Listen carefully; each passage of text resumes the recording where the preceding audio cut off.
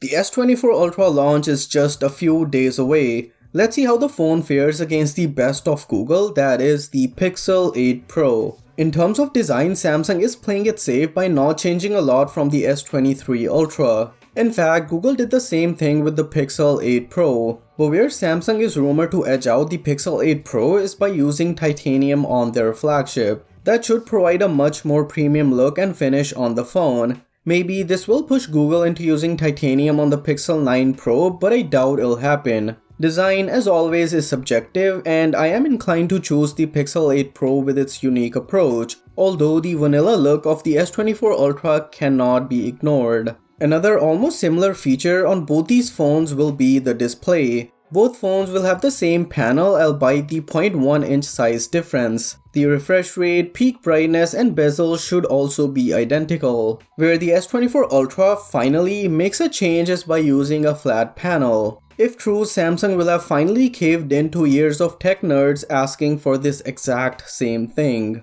But the similarities between these phones do not end with the display. In fact, both phones will have eerily similar battery sizes. They should last most users a full day with 5000 mAh battery capacity, where the S24 Ultra edges past the Pixel 8 Pro is in charging capabilities. While 45 watts charging speed is still slow when compared to the Chinese counterparts, it is still much better than the 30 watts Google offers with its phones. As always, I will do a battery test between these phones, so subscribe to the channel if you don't want to miss it. In terms of raw power, the S24 Ultra will have an advantage with its UFS 4.0 storage and the Snapdragon 8 Gen 3 SoC. While Google Tensor G3 is capable, it is no match to the power of Gen 3. Probably the biggest competition between these phones will be in the camera department. While the Pixel 8 Pro has an amazing camera, Samsung is looking to give tough competition to Google. This is also the need of the hour. While most reviews peg the Pixel 8 Pro and S23 Ultra to be close, the blind smartphone camera test by MKBHD revealed shocking results. The S23 Ultra was in the bottom positions while Pixels reigned supreme. Coming back to the S24 Ultra, Samsung is expected to mostly stick to the same 200 megapixel sensor but give it a few improvements to get better output.